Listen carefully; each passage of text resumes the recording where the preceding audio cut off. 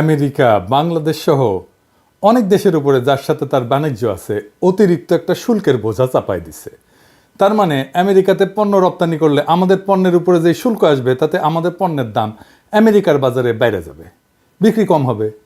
এই সমস্যা বাংলাদেশের একার না, পৃথিবীর সব দেশেরই সমস্যা।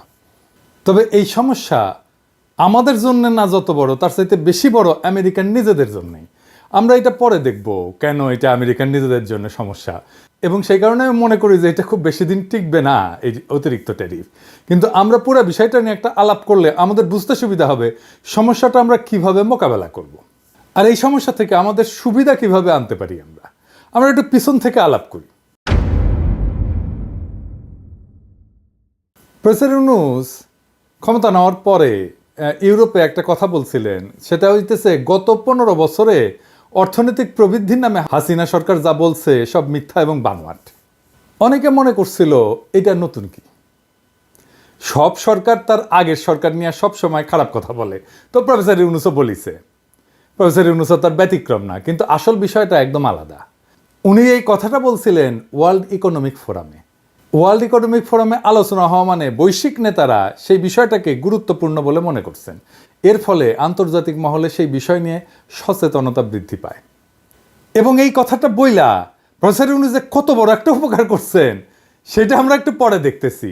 আমরা ব্যাপারটা একটু বুঝে দেখি যে কেন উনি বলছেন যে উন্নয়নের গল্পটা ভুয়া। হাসিনা এবং তার দোসররা যে কারণে এই যে মিথ্যা উন্নয়নের বয়ান ছাপাইছিল, এটার কারণটা হচ্ছে অর্থনীতি এমন একটা বিষয় যেটা একদম সত্য একদম মিথ্যা এরকম কোনো বিষয় না। তাই এমন একটা বিজ্ঞান বা দর্শন যেটা দিয়া আসলে সীমিত রিসোর্স কিভাবে ব্যবহার করলে মানুষের এবং দেশের আনলিমিটেড প্রয়োজন মেটানো যায়, সেইটাই হইতেছে অর্থনীতি। অর্থনীতির একটা ফ্লেক্সিবিলিটি আছে।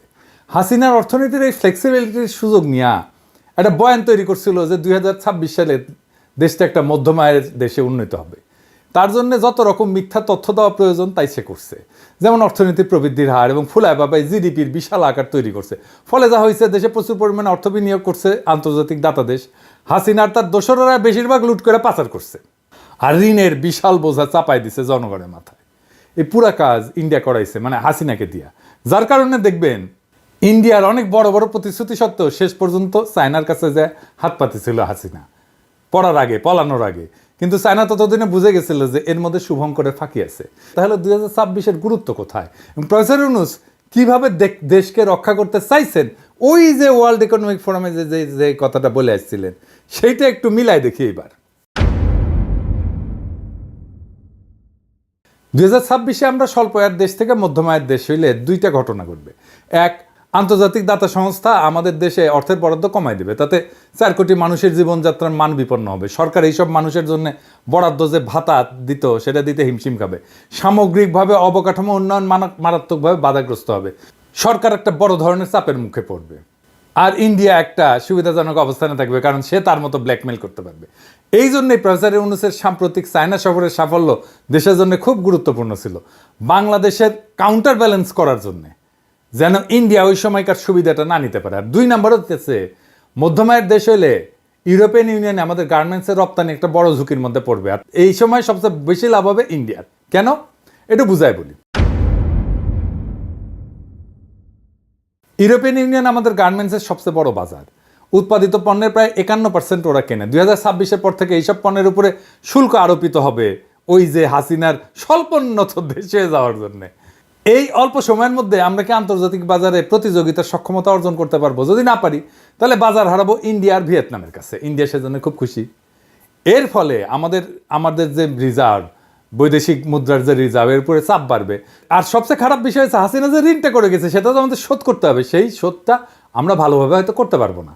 আন্তর্জাতিক বিনিয়োগ হুমকির মুখে পড়বে। সামগ্রিকভাবে অর্থনীতি ভেঙে পড়ার একটা সম্ভাবনা আছে। এইরকম একটা সময় বিএনপি ক্ষমতা নিতে যাইতেছে, কিরকম বেকুব দেখেন। যাই হোক, ইউরোপিয়ানের আরেকটা স্কিম আছে স্বল্পোন্নত দেশগুলোর জন্য, স্পেসিফিক্যালি গার্মেন্টসের জন্য। সেটা হইলো বর্তমানে আমরা বিদেশ থেকে কাপড় আমদানি করিয়া দেশে প্রক্রিয়াজাত করিয়া গার্মেন্টস রপ্তানি করতে পারি শুল্কমুক্তভাবে। এই সুবিধা থাকবে না। অর্থাৎ কাঁচা মাল থেকে সুতা, তারপর সুতা থেকে কাপড় তৈরি করতে হয়, সেই কাপড় থেকে প্রক্রিয়াজাত করে শুল্ক সহ গার্মেন্টস রপ্তানি করতে হবে। এই জন্যে বড় বড় ফ্যাক্টরি ছাড়া মাঝারি ফ্যাক্টরিগুলো নাই হয়ে যাবে, ছোট ফ্যাক্টরিগুলো। অল্প সময় আমরা এই সক্ষমতা অর্জন করব না যে আমাদের পণ্যের দাম বাড়বে কিন্তু আমরা প্রতিযোগিতামূলক থাকবো। ব্যাংকগুলো বিপদে পড়বে, লক্ষ লক্ষ মা বোনেরা বেকার হয়ে যাবে, তাদের উপরে নির্ভর করে তাদের পরিবার।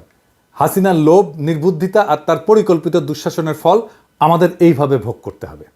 তারপরে অনেকে বলে আগেই ভালো ছিলাম, কি দুর্ভাগ্য আমাদের। অন্যদিকে প্রফেসর ইউনূস একজন পণ্ডিত ব্যক্তি, ভিশনারি নেতা এবং কল্যাণকামী মানুষ। উনি চেষ্টা করছেন যেন দেশের মানুষ এই বিপদের হাত থেকে রক্ষা পায়। যদি পারেন তাহলে উনি একমাত্র পারবেন, অথচ আমরা এতই নির্বোধ যে দাঁত থাকতে দাঁতের মর্যাদা বুঝতে পারতেছি না। উনারে কত তাড়াতাড়ি ইন্ডিয়ার প্রেসক্রিপশনে হটাই দিতে পারি, মানে উনারা হটাই দিলে ইন্ডিয়ার যে কত লাভ হ্যাঁ হিসাব করা যাবে না। এখন তাহলে দেখি এই যে আর একজনের পাশে আঙ্গুল দেওয়া ইন্ডিয়ার, এর ভবিষ্যৎটা কি এটা একটু দেখেন। ভারতের প্রধানমন্ত্রী নরেন্দ্র মোদীকে বন্ধু হিসেবে পরিচয় করিয়ে দিয়েছিলেন মার্কিন প্রেসিডেন্ট ডোনাল্ড ট্রাম্প। সে গল্প প্রায়ই তুলে ধরেন মোদী ও তার কর্মী সমর্থকরা। তবে বন্ধুত্বের গল্প ধোপে টিকল না এবার। ভারতীয় পণ্যের উপর শুল্ক বসাতে তিল পরিমাণ ছাড় দেননি ট্রাম্প। ভারতের অন্যায্য শুল্ক নীতির কড়া সমালোচনা করে দেশটির পণ্যের উপর প্রতিশোধমূলক শুল্ক আরোপের ঘোষণা দিয়েছেন তিনি। ট্রাম্প ঘোষিত শুল্ক মুক্তি দিবসের পরিকল্পনা অনুযায়ী 2 এপ্রিল এ শুল্ক আরোপ করার তথ্য নিশ্চিত করেছেন হোয়াইট হাউসের মুখপাত্র ক্যারোলাইন লেভিট। পাল্টাপাল্টি শুল্কের ক্ষেত্রে কাউকে কোনো ছাড় দেওয়া হবে না বলেও জানান তিনি। ভারত যুক্তরাষ্ট্রের পণ্য আমদানির ক্ষেত্রে 100% পর্যন্ত শুল্ক আরোপ করে রেখেছে। অন্যায্য বাণিজ্য রীতিনীতি বন্ধ হওয়া প্রয়োজন, তাই এরই অংশ হিসেবে ভারতীয় পণ্য আমদানির ক্ষেত্রেও এখন 100% পর্যন্ত শুল্ক আরোপ করবে যুক্তরাষ্ট্র। এই বিষয়ে ট্রাম্প দৃঢ় প্রতিজ্ঞ। আমার ক্ষুদ্র ভ্রাতার ভগ্নীদের জন্য করছি যে বিষয়টা বোঝার আগে কয়েকটা জিনিস একটু দেখে আসি। এই আলাপগুলো আমি আগে করছি, কিন্তু তারপরেও এটা আরেকবার শুনলে কোনো অসুবিধা নেই। আমাদের বৈদেশিক মুদ্রার রিজার্ভ এটা কি এবং গুরুত্বপূর্ণ কেন? যে কোনো দেশ এই ফরেন এক্সচেঞ্জ রিজার্ভ এটা আয় করে দুইভাবে, পণ্য অথবা সার্ভিস রপ্তানি করে, 2 নম্বর প্রবাসীদের পাঠানো বৈদেশিক মুদ্রা থেকে। এই ফরেন এক্সচেঞ্জ রিজার্ভের 1 নম্বর দেশ হইতেছে চায়না, তার পরিমাণ হইতেছে $3.5 ট্রিলিয়ন। 4 নম্বরে আছে ইন্ডিয়া, যার পরিমাণ $640 বিলিয়ন। আর আমরা আছি 58 নম্বরে, এর পরিমাণ হইতেছে $27 বিলিয়ন। হাসিনার পালানোর সময় এটা ছিল $20 বিলিয়ন। প্রফেসর ইউনূসের টাইমে $7 বিলিয়ন বাড়িছে, 1 মাসে $1 বিলিয়ন করে বাড়িছে, মাশাআল্লাহ। এই ফরেন এক্সচেঞ্জ রিজার্ভ কেন গুরুত্বপূর্ণ? এই বৈদেশিক মুদ্রা দিয়ে আমদানির খরচ মিটাইতে হয়, পাশাপাশি দেশের বিভিন্ন লায়াবিলিটিস থাকে, যেমন ঋণ পরিশোধ করতে হয়, এগুলো দিতে হয়। একটা বিষয় খেয়াল করেন, এত বড় একটা ঋণের বোঝা এবং দেশের খাদ্য জ্বালানি আমদানি করার পরেও দেশের রিজার্ভ বাড়তিছে। এইটার বড় একটা ক্রেডিট হইতেছে প্রবাসী ভাইদের পাঠানো অর্থ। ভুলে গেলে চলবে না যে আপনারা, যাদেরকে আমরা ভালোবাসা রেমিটেন্স যোদ্ধা বলি, আপনারা আগস্ট মাসে হাসিনার জয় বাংলা করার মহানায়কও বটে, এবং সেই সাথে আমাদের দেশকে পৃথিবীর শীর্ষ 10-এর তালিকায় 8 নম্বরে নিয়ে আসার জন্য অনেক ধন্যবাদ। আমরা রেমিটেন্স শাটডাউন করছিলাম, আবার বলছিলাম যে টাইম মতো আবার রেমিটেন্স আসবে, এখন আসছে। এর বড় কারণ হইতেছে প্রফেসর ইউনূস এবং প্রফেসর ইউনূসের উপরে কনফিডেন্স। আর এটার সাথে তো বাংলাদেশ ব্যাংকের দক্ষতা আছেই। সাম্প্রতিক সময় প্রফেসর ইউনূস বলছেন যে প্রত্যেকটা মেডিকেল কলেজের সাথে একটা নার্সিং ইনস্টিটিউট স্থাপন করতে, আমরা যেন স্পেশালাইজড মানব শক্তি বিদেশে রপ্তানি করতে পারি। যদি আমরা সফল হই তাহলে তালিকায় আমরা আরও উপরে উঠে আসবো। এবার চলেন আমাদের টপিকে ফিরি। ইন্ডিয়া কিভাবে সামনে পুটু মারা খাবে সেটা একটু দেখি। ওই যে ভিডিওটা আবার একটু দেখে নিন। ভারতের প্রধানমন্ত্রী নরেন্দ্র মোদীকে বন্ধু হিসেবে পরিচয় করিয়ে দিয়েছিলেন মার্কিন প্রেসিডেন্ট ডোনাল্ড ট্রাম্প। সে গল্প প্রায়ই তুলে ধরেন মোদী ও তার কর্মী সমর্থকরা। তবে বন্ধুত্বের গল্প ধোপে টিকল না এবার। ভারতীয় পণ্যের উপর শুল্ক বসাতে তিল পরিমাণ ছাড় দেননি ট্রাম্প। ভারতের অন্যায্য শুল্ক নীতির কড়া সমালোচনা করে দেশটির পণ্যের উপর প্রতিশোধমূলক শুল্ক আরোপের ঘোষণা দিয়েছেন তিনি। ট্রাম্প ঘোষিত শুল্ক মুক্তি দিবসের পরিকল্পনা অনুযায়ী 2 এপ্রিল এ শুল্ক আরোপ করার তথ্য নিশ্চিত করেছেন হোয়াইট হাউসের মুখপাত্র ক্যারোলাইন লেভিট। পাল্টাপাল্টি শুল্কের ক্ষেত্রে কাউকে কোনো ছাড় দেওয়া হবে না বলেও জানান তিনি। ভারত যুক্তরাষ্ট্রের পণ্য আমদানির ক্ষেত্রে 100% পর্যন্ত শুল্ক আরোপ করে রেখেছে। অন্যায্য বাণিজ্য রীতিনীতি বন্ধ হওয়া প্রয়োজন, তাই এরই অংশ হিসেবে ভারতীয় পণ্য আমদানির ক্ষেত্রেও এখন 100% পর্যন্ত শুল্ক আরোপ করবে যুক্তরাষ্ট্র। এই বিষয়ে ট্রাম্প দৃঢ় প্রতিজ্ঞ। এইভাবে আমেরিকা বাজ পড়বে সামনে। 100% ট্যারিফ বসালে কিভাবে ইন্ডিয়া মারা খাবে? 2023-24 সালে ইন্ডিয়া পণ্য রপ্তানি করছিল $441 বিলিয়ন, যার মধ্যে 20% ছিল আমেরিকার বাজারে, যার পরিমাণ $85 বিলিয়ন।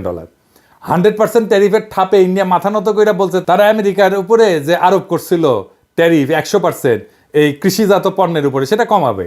তারপরেও 26% ট্যারিফ তাদের ক্ষতি করবে, প্রায় $33 বিলিয়ন। আর আমাদেরও ক্ষতির মুখে পড়তে হবে। কিন্তু জিএসপি সুবিধা পুনরুদ্ধার করতে পারলে আমাদের কোনো সমস্যা হইতো না। কিন্তু হাসিনার সরকারকে বারবার এই বিষয় নিয়ে তাগাদা দেওয়ার পরেও সে কোনো গা করে নাই, কারণ তাহলে ইন্ডিয়ার গার্মেন্টস রপ্তানি করতে পারবে না। আর বর্তমানে দেশের ভিতরে শ্রমিক আন্দোলনের নামে হাসিনার অনুগত গার্মেন্টস মালিক স্পেন্সাররা যা করতেছে, তাতে বর্তমান সরকার একটা চ্যালেঞ্জের মধ্যে পড়বে। কিন্তু দেশবাসী প্রফেসর ইউনূসের উপর ভরসা আছে, উনি নিশ্চয়ই একটা রাস্তা খুঁজে বের করবেন। একইভাবে বাংলাদেশ ইন্ডিয়ার জন্য একটা বড় মার্কেট, কাজেই ইন্ডিয়াকে বুঝতে হবে যে বাংলাদেশের সাথে টাল্টি বাল্টি করে পার পাওয়া যাবে না। হাসিনাকে বাংলাদেশের হাতে তুলে দিতে হবে বিচারের জন্য, অথবা দৌড়ের উপরে থাকতে হবে, নতুন মার্কেট খুঁজতে হবে বাংলাদেশে, যে মার্কেট তারা হারাবে। কারণ আমরা ভারতীয় পণ্য বয়কট করব, ভারতীয় পণ্য আর আমদানি করব না, আর ব্যবহার করব না। প্রফেসর ইউনূসের সফল চায়না সফর ইন্ডিয়ার জন্য একটা নতুন চ্যালেঞ্জ তৈরি করবে। আমরা এই মাইনকাসিপা এনজয় করব। এবার আসেন দেখি ইন্ডিয়ার সার্ভিস এক্সপোর্টে ইন্ডিয়ার অবস্থানটা কি। ইন্ডিয়া প্রায় $333 বিলিয়ন আয় করছিল সার্ভিস এক্সপোর্ট করে। ওইটারও সবচেয়ে বড় বাজার হইতেছে আমেরিকা, যাকে বলে সোনায় সোহাগা। এই সার্ভিস এক্সপোর্টের প্রায় 45% আসে আইটি এবং টেক সার্ভিস সেলস থেকে। যদি ইন্ডিয়া চায় তাদের পণ্য রপ্তানি যেটা কমবে সেটা সার্ভিস এক্সপোর্ট থেকে কভার করবে, তাহলে আমাদের এই সুযোগটা কাজে লাগানো উচিত। একটু বুঝাই বলি, এত বড় একটা বাজারে আমাদের দেশ এই তালিকায় 82 নম্বরে, আর ইন্ডিয়া 6 নম্বরে। তাইলে কিভাবে আমাদের বাজার বড় করবো আর ইন্ডিয়ার বাজার খাইয়া দিব? আসেন একটু দেখি। দুইটা বিষয় আমাদের বিবেচনা করতে হবে। 1 নাম্বার, ইন্ডিয়ার প্রায় 35% আয় আসে ট্রাভেল এবং ট্যুরিজম থেকে, আর শিপিং এবং এয়ারলাইন সার্ভিস থেকে। ইন্ডিয়াতে চিকিৎসা যাওয়া বন্ধ, চায়নাতে যাব আমরা। আপনি জানেন তো চায়নাতে এখন ব্যবস্থা হচ্ছে। প্রফেসর ইউনূস সম্প্রতি চায়না সফরে চিকিৎসার উপর জোর দিয়ে আসছে, কম খরচে বিদেশি চিকিৎসা এবং ওয়ার্ল্ড ক্লাস চিকিৎসা হবে চায়নাতে। আর 2 নাম্বার, 45% এক্সপোর্ট যে খাত থেকে আসে তা আমার ক্ষুদ্র ভ্রাতা এবং ভগিনীরা অনেকাংশে ম্যানেজ দিতে পারবে। ওদের আইটি কাজের দক্ষতা আছে, এখন ফ্রিল্যান্সিং করছে। তাদের দরকার প্রাতিষ্ঠানিক সাপোর্ট, এবং এদের দরকার হচ্ছে হাই ভ্যালু ক্লায়েন্ট খুঁজে বের করা, যেটা সরকার ব্যবস্থা করে দিতে পারে। আর দরকার হচ্ছে high speed internet. Professor Yunus তো স্টারলিংক নিয়ে আসতেছে, এটা একটা যুগান্তকারী সিদ্ধান্ত। এর ফলে আমাদের প্রত্যন্ত এলাকায় আমার ক্ষুদ্র ভ্রাতা আর ভগিনীরা সহজে দ্রুততার সাথে তাদের কাজ ডেলিভার করতে পারবে। প্রফেসর ইউনূসের ফরেন মিশনগুলোকে দায়িত্ব দেওয়া উচিত, যার তারা যেন আইটি এবং টেক সাপোর্টের কাজ খুঁজে বের করে। একই সাথে আমি রিকোয়েস্ট করবো আমাদের দেশীয় এবং প্রবাসী উদ্যোক্তাদের, আপনারা এই তরুণ প্রতিভাকে কাজে লাগান। আমরা 82 নম্বরে থাকতে চাই না, ইন্ডিয়ার বাজার খাইয়া দিতে চাই। ইন্ডিয়া দৌড়ের উপরে আছে, ওরে আরো বেশি দৌড়ের উপরে রাখা যাইতে পারে, ওর মার্কেটটা খাইয়া ফেলতে হবে।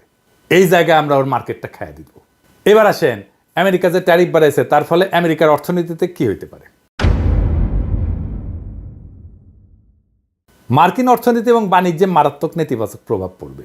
2018 সালে ট্রেড ওয়ার হয়েছিল একটা, চীনের উপরে প্রতিশোধমূলক ট্যারিফ বসাইছিল আমেরিকা। এর কারণে মার্কিন কৃষকেরা $27 বিলিয়ন সাহায্য পাইছিল, কিন্তু তারপরেও দীর্ঘমেয়াদে চীনের বাজারে আমেরিকার মার্কেট শেয়ার কমে গেছিল। ট্রেড ওয়ারটা কি ছিল একটু বুঝে দেখি। এখনকার এই অবস্থার সাথে মিল আছে, আপনারাও বুঝবেন কি গ্যাঞ্জামে পড়তে যাচ্ছে আমেরিকা। এইটা মূলত 2018 থেকে 2019 সালের মধ্যে আমেরিকা এবং চীনের মধ্যে একটা যুদ্ধ, বাণিজ্য যুদ্ধ। কিভাবে শুরু হয়েছিল?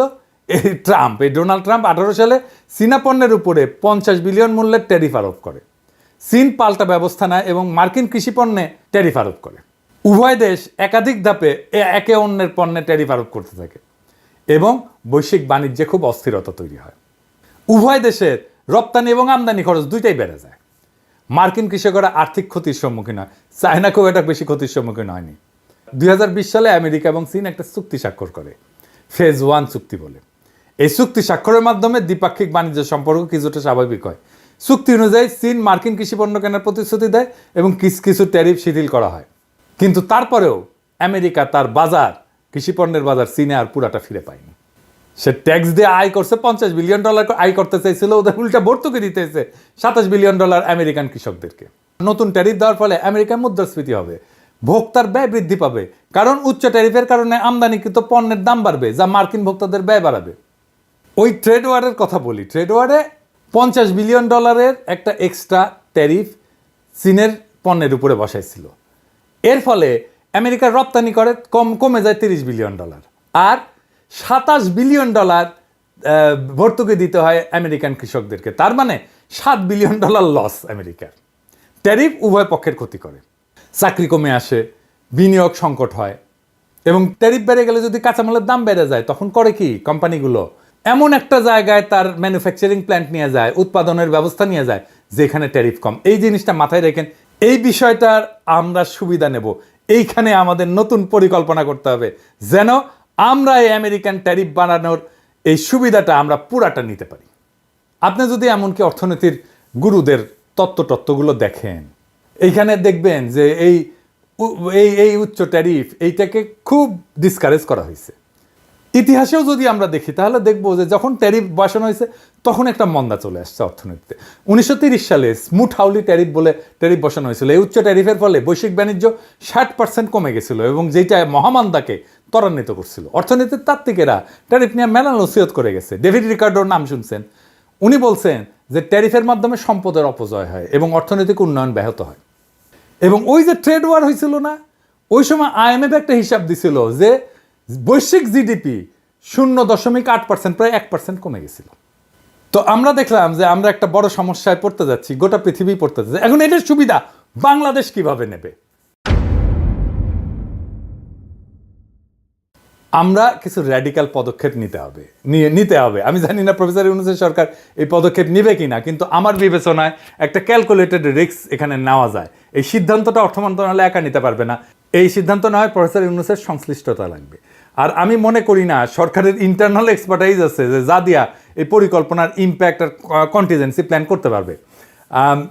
এইটা কিভাবে করা যাবে সেটা আমি পরে বলতেছি, আগে পরিকল্পনাটা শোনেন কিভাবে আমরা এই আমেরিকান ট্যারিফের সুবিধা কাজে লাগায় বাংলাদেশের ইকোনমিকে চাঙ্গা করে দিতে পারি। বাংলাদেশ কাঁচামাল আমদানিতে এবং সব ধরনের রপ্তানিতে ট্যারিফ শূন্য করে দেবে, একদম শূন্য, জিরো ট্যারিফ। এর ফলে কি হবে? স্থানীয় উৎপাদন শিল্প শক্তিশালী হবে, কারণ কাঁচামাল সস্তায় আমদানি করা গেলে উৎপাদন খরচ কমবে। বাংলাদেশের তৈরি পোশাক শিল্প এইটা বিশ্বব্যাপী প্রতিযোগিতামূলক হবে, কারণ ফেব্রিক আমদানিতে ট্যারিফ শূন্য করলে ইউনিট প্রাইস কমে যাবে, প্রায় 15 থেকে 20% কমে যাবে। যেগুলো ফিনিশড পণ্য সেটাতে ট্যারিফ অবর্তিত থাকবে, যেগুলো আমরা আমদানি করব বিদেশি ফিনিশড পণ্য। তাহলে স্থানীয় উৎপাদকেরা বাজারে প্রাধান্য পাবে। রপ্তানিতে যদি শূন্য ট্যারিফ করি, ট্যাক্স শূন্য করে দিই, তাহলে উৎপাদন খরচ কমার পাশাপাশি রপ্তানি আয় বাড়বে। বাংলাদেশের রেডিমেড গার্মেন্টসের রপ্তানি $50 বিলিয়ন মতো, এইটা $100 বিলিয়ন পৌঁছাইতে পারে, দ্বিগুণ হয়ে যেতে পারে। আমরা অন্য পণ্যের রপ্তানিও বাড়াইতে পারি, যেমন ফার্মাসিউটিক্যালস, চামড়ার পণ্য, আইটি সার্ভিস, এর নতুন খাতের বিকাশ ঘটবে এবং বিদেশি বিনিয়োগ আকর্ষিত হবে, কারণ সস্তা কাঁচামাল, কোনো ট্যাক্স নাই, অর্থাৎ সস্তা শ্রম তো আছেই। ফলে বহুজাতিক কোম্পানি বাংলাদেশে উৎপাদনের ইউনিট স্থাপনে আগ্রহী হবে। আর কি হবে? বিদেশি কোম্পানিগুলো যদি আসে, আধুনিক উৎপাদন প্রযুক্তি স্থানীয় শিল্পে আসবে, আমরা এই প্রযুক্তি শিখব। এবং ভিয়েতনামে সেমিকন্ডাক্টর শিল্পের বিকাশে এই কাঁচামালের ট্যারিফ শূন্য নীতি গুরুত্বপূর্ণ ভূমিকা রাখছে। এবং এই করলে রেডিমেড গার্মেন্টস বলেন, প্লাস্টিক বলেন, ফার্মাসিউটিক্যালস বলেন, প্রায় 10 থেকে 15 লক্ষ নতুন চাকরি তৈরি হবে। বাংলাদেশের 84% রপ্তানি আসে রেডিমেড গার্মেন্টস থেকে। কাঁচামাল যদি শূন্য ট্যারিফ করা হয় তাহলে এই খাতের দক্ষতা এবং উৎপাদনশীলতা বাড়বে। এই যে ভিয়েতনাম কাঁচামাল আমদানিতে ট্যাক্স শূন্য কইরা 23 সালে $370 বিলিয়ন রপ্তানি করছে। চীন এইভাবে উন্নতি করছে। 2001 সালে WTO-তে যোগদানের পরে কাঁচামালের ট্যারিফ কমাই দেয় বিশ্বের ফ্যাক্টরিতে পরিণত হয়েছে। আর ফিনিশ পণ্য আমদানিতে ট্যারিফ যদি অপরিবর্তিত থাকে তাহলে বিদেশি পণ্যের দাম স্থিতিশীল থাকবে, যা স্থানীয় উৎপাদকের জন্য সুযোগ তৈরি করবে। কিন্তু এটা সম্ভাব্য চ্যালেঞ্জ আছে, সেটাও আলাপ করে নিই যে কি কি চ্যালেঞ্জ আছে। কাঁচামাল আমদানি থেকে রাজস্ব আয় কমবে, এটা আসলে কতখানি কমতে পারে? আমাদের মোটামুটি ধরেন 15%-এর মতো রাজস্ব আয় আসে কাস্টমস শুল্ক থেকে, তো এটা কমে যাবে। আবার ফিনিশ পণ্যকে কাঁচামাল হিসেবে চালায় ট্যারিফ ফাঁকি দেওয়ার চেষ্টা করতে পারে। তো এইটা কাস্টমসকে দেখতে হবে। অনেক সিস্টেম আছে, যেমন ধরেন কাঁচামালের স্পেসিফিকেশন এবং ব্যবহার ট্র্যাক করার জন্য ব্লকচেন প্রযুক্তি ব্যবহার করা যায়, এটা আর ডিটেলে গেলাম না। স্মাগলিংয়ের জন্য কঠোর শাস্তিমূলক ব্যবস্থা নেওয়া যায়, আর এরকম ভুল ডিক্লারেশন দেওয়ার জন্য শাস্তিমূলক ব্যবস্থা নেওয়া যায়। কিন্তু এই যে পরিকল্পনা, এটার ইম্প্যাক্ট অ্যানালাইসিসটা কিভাবে করা যায়, কে করতে পারে?